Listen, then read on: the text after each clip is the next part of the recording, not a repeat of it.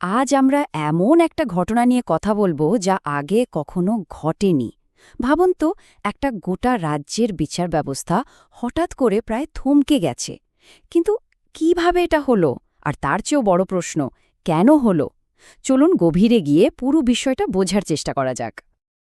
দেখুন, পরিস্থিতিটা এমন যে শত শত বিচারকের কাজের মূল হাতিয়ারটাই যেন বদলে গেছে।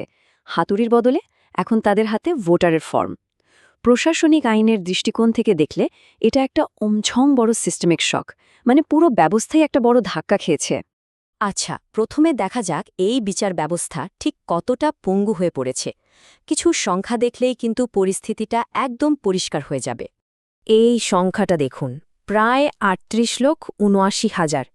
এটা কোনো সাধারণ সংখ্যা নয়, এটা হলো রাজ্যের নিম্ন আদালতগুলোতে জমে থাকা মামলার একটা আস্ত পাহাড়। আর এর মধ্যেই ২৯৪ জন বিচারককে তাদের এজলাস ছেড়ে অন্য কাজে পাঠানো হয়েছে। মানে যেখান থেকে বিচার পাওয়ার কথা সেই জায়গাটাতেই একটা বিশাল শূন্যতা তৈরি হয়েছে। এর ফল যা হওয়ার তাই হচ্ছে। আদালতের প্রতিদিনকার কাজের তালিকা, যাকে কজ লিস্ট বলা হয়, সেটা এখন পুরোপুরি বিশৃঙ্খল। জরুরি শুনানিগুলো মাসের পর মাস পিছিয়ে যাচ্ছে, বিশেষ করে সেই সব জেলায় যেখানে জনসংখ্যা সবচেয়ে বেশি। তো প্রশ্নটা হলো, এমন একটা অস্বাভাবিক পরিস্থিতি তৈরি হলো কিভাবে? এর মূলে রয়েছে এক গভীর আস্থার সংকট। ভাবার বিষয়, তাই না?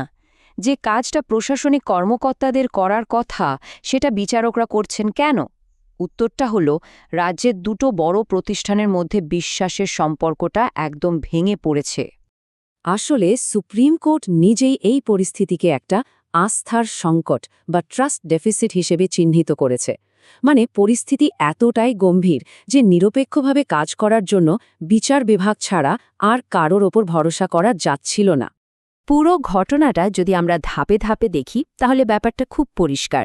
প্রথমে রাজ্য সরকার আর নির্বাচন কমিশনের মধ্যে সংঘাত, তারপর সেই অচলাবস্থা কাটাতে সুপ্রিম কোর্টের হস্তক্ষেপ, আর শেষে নিরপেক্ষতার জন্য বিচারকদের এই নতুন দায়িত্ব দেওয়া।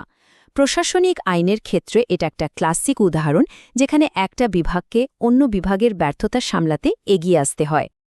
এখন প্রশ্ন হল, বিচার ব্যবস্থা কি তাহলে পুরোপুরি ভেঙে পড়েছে? না, তা নয়। পরিস্থিতি সামলাতে এক ধরনের জুডিশিয়াল ট্রিয়াজ বা জরুরি বিচার ব্যবস্থা চালু করা হয়েছে। চলুন দেখি এটা কিভাবে কাজ করছে। মোট ৯৫ জন বিচারককে এই ভোটার ডিউটি থেকে অব্যাহতি দেওয়া হয়েছে। তাদের নিয়ে একটা বিশেষ রোস্টার তৈরি করা হয়েছে, যা অনেকটা হাসপাতালের এমার্জেন্সি ওয়ার্ডের মতো কাজ করছে। এদের একমাত্র কাজ হল সবচেয়ে গুরুত্বপূর্ণ অপরাধগুলোর বিচার চালিয়ে যাওয়া। যেমন ধরুন, পক্সো আইনের অধীনে শিশু নির্যাতন, এনডিপিএস আইনের অধীনে মাদক পাচার বা খুনের মতো মামলাগুলো, এগুলো যাতে কোনোভাবেই থেমে না যায় সেটাই নিশ্চিত করা হচ্ছে। কিন্তু এর মানে হল সাধারণ দেওয়ানি বা ছোটখাটো ফৌজদারি মামলার জন্য বিচারের দরজাটা এখন কার্যত বন্ধ।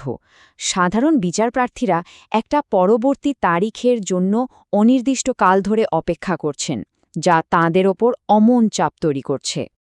বেশ, এবার তাহলে শেষ পর্যায়ে আসা যাক। এই যে বিচার ব্যবস্থার একটা লকডাউন চলছে, এর শেষ কোথায়? আর এর জন্য ভবিষ্যতে কি মূল্য দিতে হতে পারে? পুরো প্রক্রিয়াটার জন্য একটা খুব টাইট সময়সীমা বেঁধে দেওয়া হয়েছে। আশা করা হচ্ছে যে আগামী ২৮শে ফেব্রুয়ারির মধ্যে চূড়ান্ত ভোটার তালিকা প্রকাশ পাবে এবং বিচারকরা আবার নিজেদের এজলাসে ফিরে আসবেন। কিন্তু এখানেই আসল সমস্যাটা। এই যে একটা সাময়িক সমাধান করা হলো, এটাই কিন্তু একটা নতুন সমস্যা তৈরি করবে। বিচারকরা যখন ফিরবেন, তখন এই কয়েক সপ্তাহের নিষ্ক্রিয়তার ফলে জমে ওঠা নতুন মামলার বোঝা তাদের কাঁধে চাপবে। এই কথাটা কিন্তু পুরো পরিস্থিতির মূল সমস্যাটাকে এক লাইনে তুলে ধরে। গণতন্ত্রকে বাঁচানোর নামে বিচার ব্যবস্থাকে যে সাময়িকভাবে বন্ধ রাখা হয়েছে, তার আসল দামটা চুকাচ্ছেন সাধারণ বিচারপ্রার্থীরা। সবশেষে একটা বড় প্রশ্ন কিন্তু থেকেই যাচ্ছে। রাজনৈতিক আস্থার সংকট মেটাতে যখন বিচার বিভাগকে ব্যবহার করা হয়, তখন তার আসল মূল্যটা ঠিক কী? আর প্রাতিষ্ঠানিক ব্যর্থতার সেই দায়ভার শেষ পর্যন্ত কাদের ওপর গিয়ে পড়ে? এটা নিয়ে আমাদের সবাইকে ভাবতে হবে।